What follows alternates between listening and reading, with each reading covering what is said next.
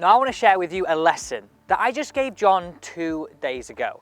He's off 14 and he then broke 80 using this method. Now I said to him, John, right, you've got to keep the ball in play.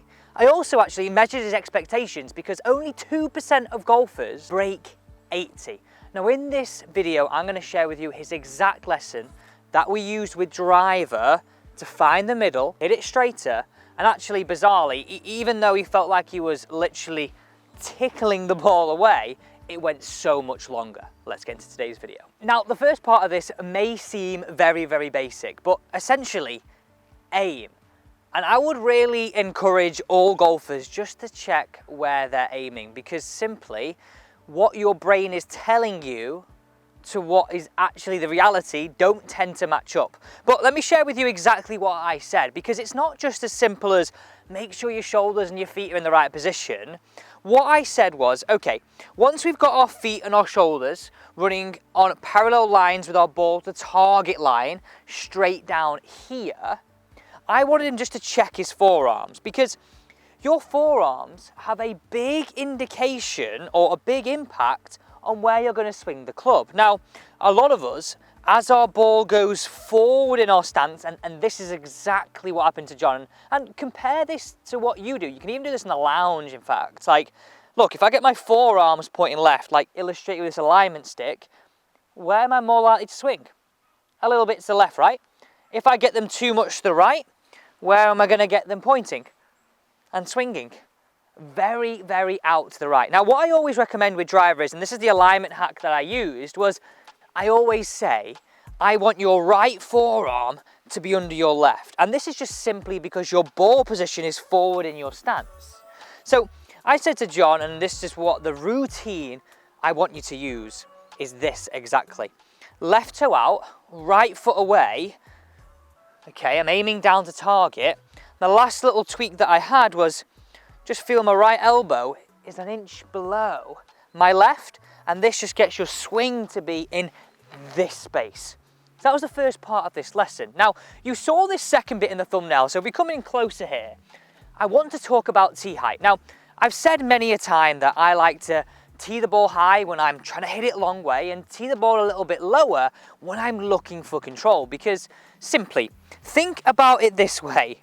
If you tee it high, you let it fly, you're more likely to hit it really hard.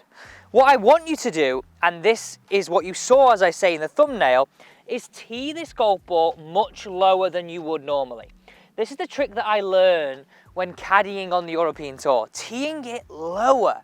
Now, when we said this and we teed it lower, we also made a little bit of a compensation here of gripping down. We're looking for control. To break 80, you just can't have a disaster. So we've got the idea of aim, we've got that lower tee peg, and you can see this here from the player cam and on a close-up exactly how I'm teeing this up and then where I'm holding that there. We've covered 2 points. We've only got one more now, but let me show you this one, because you will be surprised how far I hit this with very little effort, because simply I've got more chance of finding the middle. Now, I've got my setup, I've gripped down, I've lowered the tee peg. Now look, I'm going to hit this one away and just look at it fly. Now look at that fly. It's going down there, it's absolutely bulleted in a great spot. And have a look at this down here. Coming close. That's gone 272 with very little effort, right? We would take that every time. Right, the final piece is all about rhythm. And I find when I teach people this, poof, it's a bingo moment. Now, if you're wondering where does all this content come from and where do we get the ideas? Well, it's simple, it's from you. My sole aim with this channel is to help you play your best golf. So to get involved with this, simply subscribe to the channel, turn on the bell, because today we're answering this question here. And once you've done that, you can pop your query down below and always reply to you so you know that your question is being answered. So simply think about this, right? We've got our aim. Okay, check, we've got some control. And you'll be surprised how far I hit that, 272 with very little effort. We've then got our control of shortening that shaft. Now think, you hit your sand wedge better than you hit your 7-iron, you hit your 7-iron better than you do your 5-iron, because the lever is shorter, so we've done that. We've also got the tee height, just to bring in that little bit of control. I now want you to think about rhythm. Now this is a thing that eluded John up until doing this video. It's really quite simple. I want you to use this routine, and I said to him, this is something I want you to not even think about the range.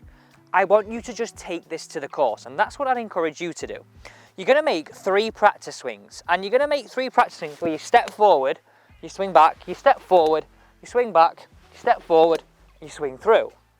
Now, that might have looked like just 3 really good flowing swings. Well, that's what it was. Now, what I said to him was, well, do that before you hit every single drive. Bring into the fact of your setup, bring in all that knowledge, but work it like this. And I bet you this one goes even further, but looks even smoother. Look, right. So this is what I said to John. You make 1, you go through. Without stopping, you go back, you step closer, you go back, you step closer. I also have no thoughts in my head. I address, I grip down, my tee height's already sorted, I check my forearms. We're in. Look at this fly. I hardly hit that. I hardly hit that. That was a beauty of a hit. 272, pretty much the same again, not quite as far, but that's what I'm saying, right? 272 in the winter is more than acceptable. 272 in the summer is more than acceptable. Use those 3 little hacks. Aim better, grip down with a better tee height, and finally, think about your rhythm. Use that little rhythm trick before hitting your shot, and I guarantee you will break 80 because you'll lose less golf balls and keep the ball in play.